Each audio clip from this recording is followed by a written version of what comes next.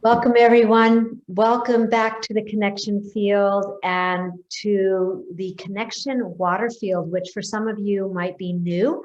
And we're building this field of focus in 2021 on world water and the upliftment of the world water law. And as part of that, Malini Rajendran is here with myself and others to bring forth this second episode of the origin stories of the rivers and lakes.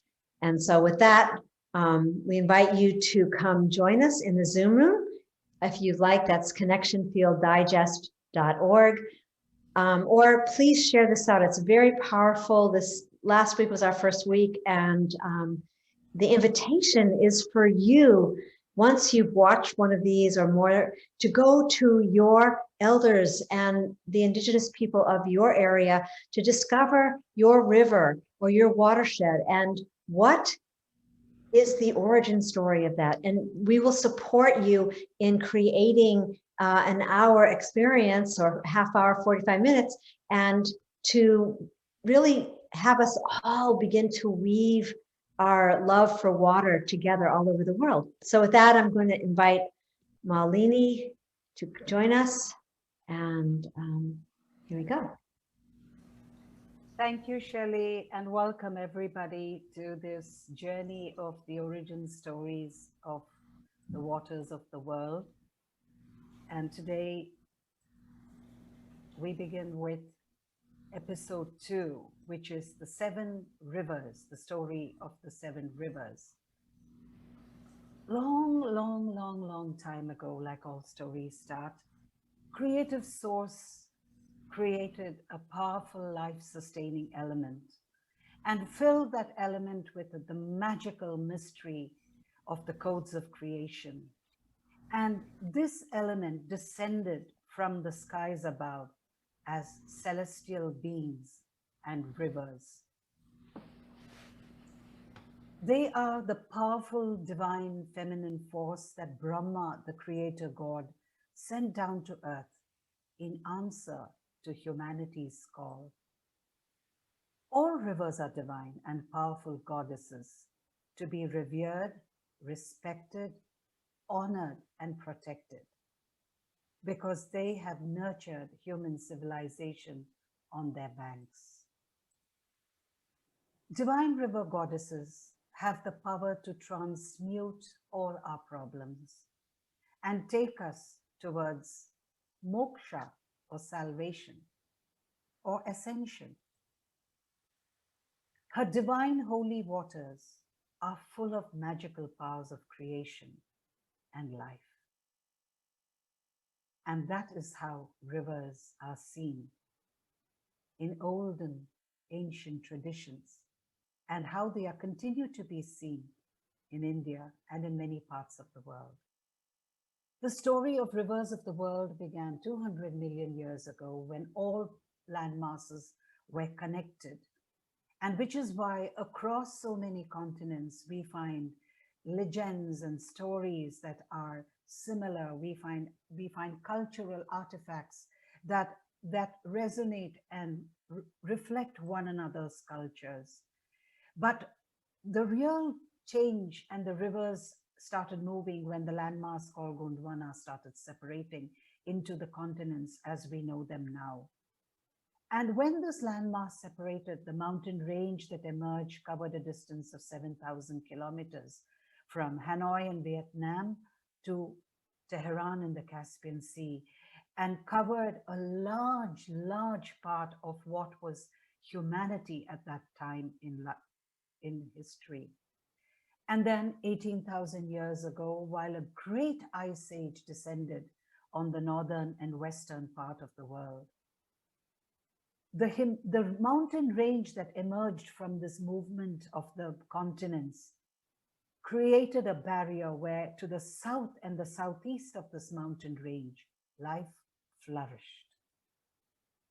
But this mountain range also became the storehouse of the great water tanks through the ices and the glaciers that it captured.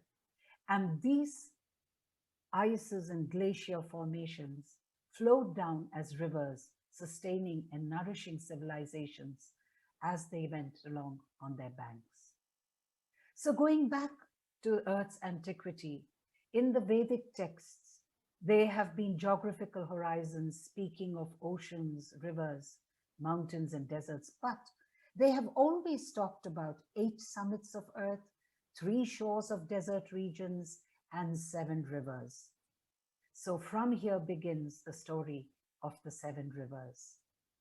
In the previous episode, we saw the story of the mighty river Saraswati, which 6,000 years ago changed its course, or from it's one of its tributaries changed its course because of a seismic event that moved the plates. And again, 4,000 years after that, it moved the Shivalik range, and another river which fed this mighty river shifted and turned and moved the other way. And what happened was, slowly this river dried up over a period of time and left a desert in its plains, and lots of civilization, powerful, wonderful civilizations were lost in the process. But then the seasons came and went, and the ice melted, and 7 great rivers flowed down again, this time west of the Saraswati. And this is where the journey of the 7 rivers began. As celestial daughters of the great mountain king of the Himalayas, Himavan, they carried with them the gifts of precious metals, enriching the lands and nourishing the lives of the people along the way. Legend has it that Vritra, which means enveloper, was a powerful Vedic serpent dragon demon, and he went around imprisoning the waters of the rivers of the world in the 99 fortresses that he built along that mountain range. And in a very big cave, he also captured and enslaved the cattle within, causing huge drought and famine to all the people in the region. Then the people prayed to Indra, the god of the king of the heavens. He was the god of lightning, thunder, storms, rain, rivers, and war. And after the people prayed and prayed to him, he came down on earth, and in a great, long, and fierce battle, he destroys Vritra and his deceiving forces and liberates the rivers, bringing prosperity to the lands.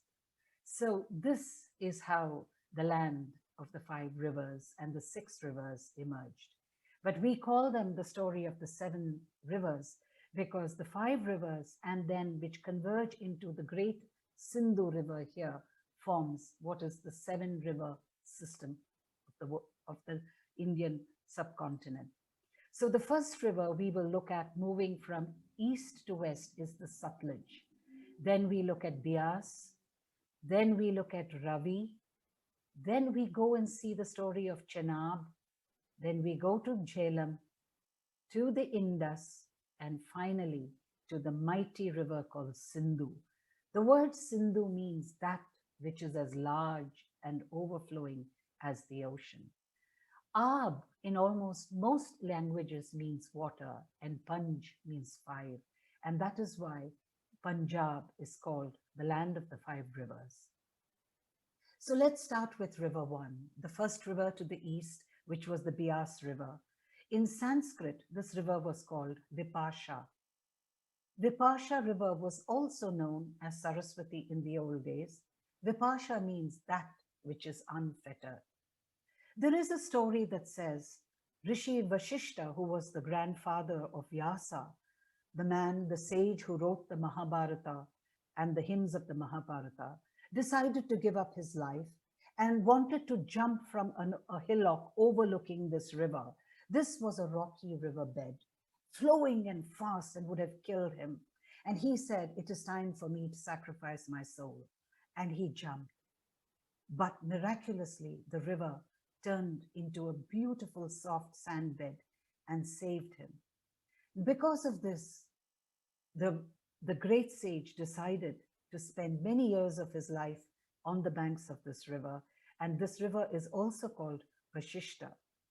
In the village here, we also find a beautiful temple of this sage called Vashishta Brahmarishi Temple. The Beas River has an amazing history. It marks the easternmost border of Alexander the Great's conquest.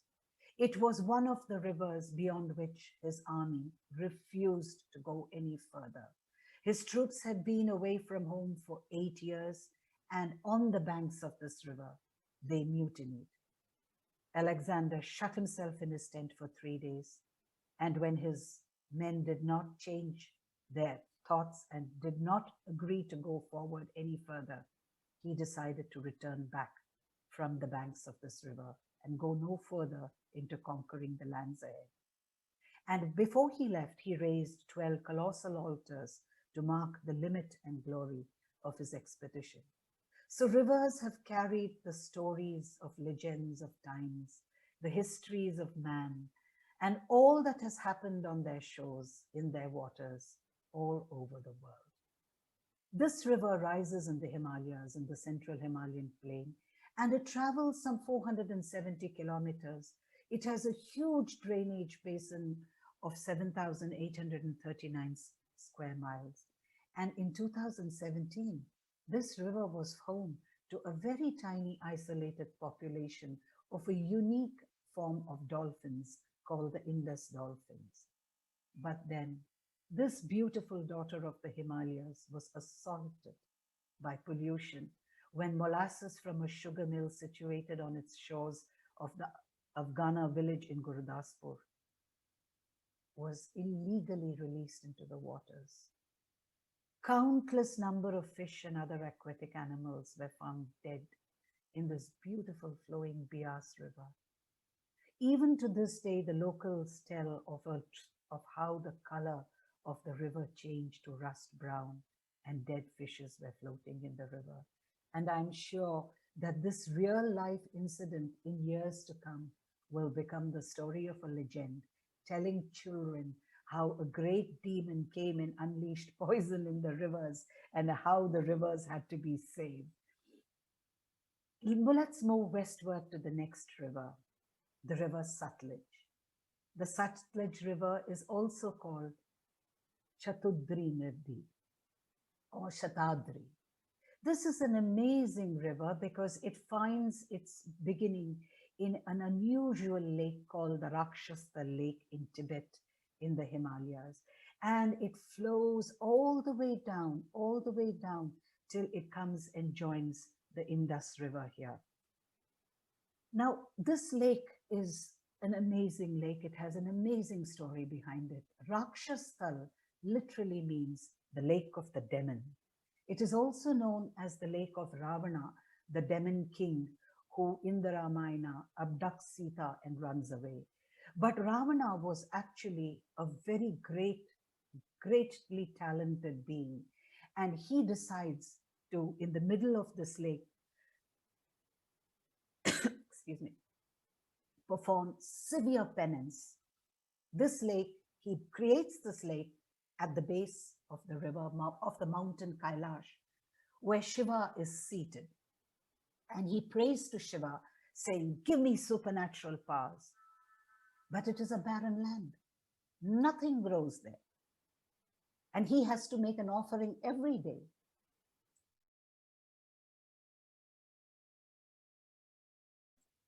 So what does he do? Because of his multiple talents, he was known to have 10 heads. And every day he would cut off one head and place it at the feet of the mountain as an offering to Lord Shiva.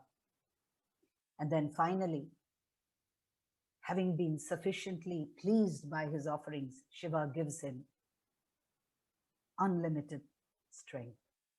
But because this lake is so lifeless, the Tibetans refer to it as the ghost lake. And even today, the tour operators tell people, go near the lake, be careful, and they caution them. So Rakshasthal, in fact, is an amazing place. It covers a total area. It's a huge lake. And although it is absent, there's no grassland, nothing grows, but the beauty and the color of the white cobblestones and the red soil and the beautiful deep blue lake presents one of the most amazing picturesque scenes anybody could imagine. And then this river flows, the river Sutlej flows first northwest west for about 260 kilometers through Tibet, where it is known as Langchen Zanpo, the Elephant River or the Elephant Spring. In ancient times, the Zhangzhung civilization covered the whole of Western Tibet. They were in fact a vast civilization, and they built what towering palaces in the upper Sutlej Valley, which they call the Garuda Valley. And these are called the Kalyan Ruins, and I'm told they can be found even now to the southwest of Mount Kailash. But now this valley is inhabited by nomadic descendants of the Zhangzhung clan, and they live in tiny, tiny villages. But the thing about the Sutlej River is that it was one of the main mediums of transportations right through history for transporting wood and other materials from the east into the west. And now the Sutlej River, actually, it falls through an amazing distance of 309 kilometers, and it travels through the Lapas and enters Himachal, and it drains its waters as it moves downhill. And on this river in India, we have built what is to be considered one of the highest gravity dams in the world. We have dammed this river for the benefit of humanity from what we think we are doing right. Then let's move further on to River Ravi. This river starts in what is called the Pir Panjal mountain range. The story is known, this river actually was known as Airavati, and history says that this was the site of what was known as the Battle of the 10 Kings. The entire Rigvedic scriptures talks about two very powerful groups of tribes, the Purus and the Bharatas. The Purus were a Rigvedic tribe. They were in fact a confederation of tribes living spread all across the entire northern Himalayan range and right up to what is now Afghanistan and parts of West Asia. And they rallied with groups, and they tried fighting the king of the Bharata clan. And finally, the Purus were defeated in a very, very long battle, which was continuously fought on the banks of the Ravi River. And India, after that, was known as Bharat because the victorious kings and the sons of the king Bharata spread far and wide and spread their reign and their kingdom all over the land. Now, this is an amazing river because this is a satellite image of the entire glacier from which the two rivers separate, where the Sutlej and the Ravi separates. And this river starts at an elevation of 14,000 feet. It is a perennial river that is fed by constantly melting snow and travels all the way down till it empties its waters through the Indus River into the Arabian Sea. This river actually has a very interesting structure. It drains a total catchment area of 5,576 square miles, but it also flows between two ranges, the Pir Panjal and the Dhaulatdar range, creating a very unique ecosystem through the triangle that is formed through these ranges. And there are so many beautiful stories in each village about this river, carrying with it its lore and legends. Then we move further westward to the Chenab River. This river was actually made by the confluence of two rivers, the Chandra and the Banga, and that is why it was called the Chenab. This actually starts from the Spiti Valley on one end, and then another river joins it from the Lahore Valley, and it comes together in one of the most harsh, unbelievably harsh, barren parts of the Himalayan mountain range, the Spiti and the Lahore Valley, and then it flows down. In ancient times, this river was called Ashkini, and it is repeatedly found mention of this river in ancient Greek lore, and all the Greek historians and the Greek scriptures and the Greek texts have referred to this river in various forms. And the name Chenab comes from the merger of the two rivers, the Chandra and the Banga, and it later on became the Chenab River. So the Chenab River actually has the highest world railway bridge that was built some time ago in the world over this river. And let's move further westwards to the Jhelum River. This is the river which millions of years ago decided to turn direction and move the other way, away from its feeding the river Saraswati. The legend has it that millions of years ago, the entire Kashmir Valley was a great giant salt lake. Almost 12,000 years ago, because of the break in the Pir Panjal Mountains, this giant salt lake began to drain, and then the plains were made habitable for humans' settlement. But there is another story about this river. In one of the scriptures called the Nila Purana, it is said that the sage Kashyapa, who had come to Kashmir, found that the whole land was full of demons and too many evil practices were going on there. And then he requests Shiva to please send forth the divine waters to purify the land. So goddess Parvati, she assumes the form of the river and goes underground. And then Lord Shiva emerges with his trident and spear and a ditch, and he strikes the earth and creates a ditch measuring the size of one span, which is around about, from the tip of your thumb to the end of your little finger, which is around about 8-9 inches. And that distance is called the Vitashti. And with that, when he strikes the earth, goddess Parvati emerges from the netherworld. And because of that, this river in ancient times was called Vitishta. But the Jhelum River emerges from a perennial spring. It never dries up. And in the 16th century, the Emperor Jahangir built a beautiful octagonal tank around this permanent, ever-flowing spring in the place which is called Verinag, which really means the place from which the king of all springs emerge. Nag in Kashmiri language means the spring.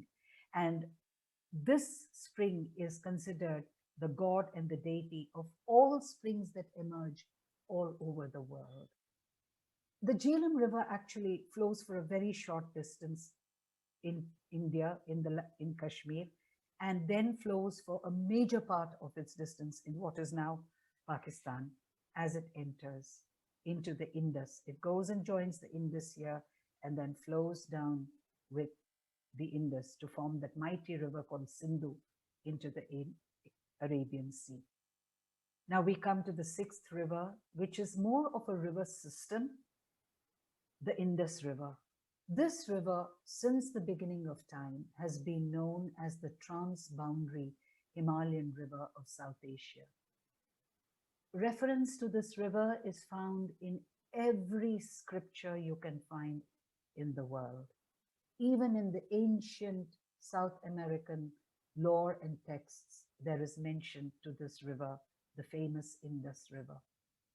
Now, beginning as a mountain spring and fed by the glaciers, this river starts in the Himalayan Karakoram Range, the Hindu Kush mountain range, and it is an amazing river that supports a wide variety of ecosystems as it flows through glaciers, temperate forest lands, down plains, and down to the arid countryside.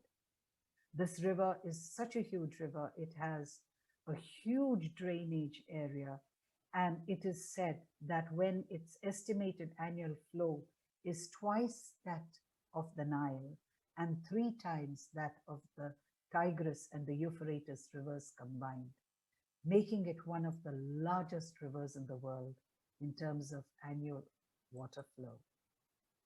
This river starts with the confluence of the Indus and the Zanskar River from Tibet and Leh, and then it flows down through the land of Leh, and then it enters into the delta. Now, having moved down the rivers, we move down to this amazing Indus River delta system.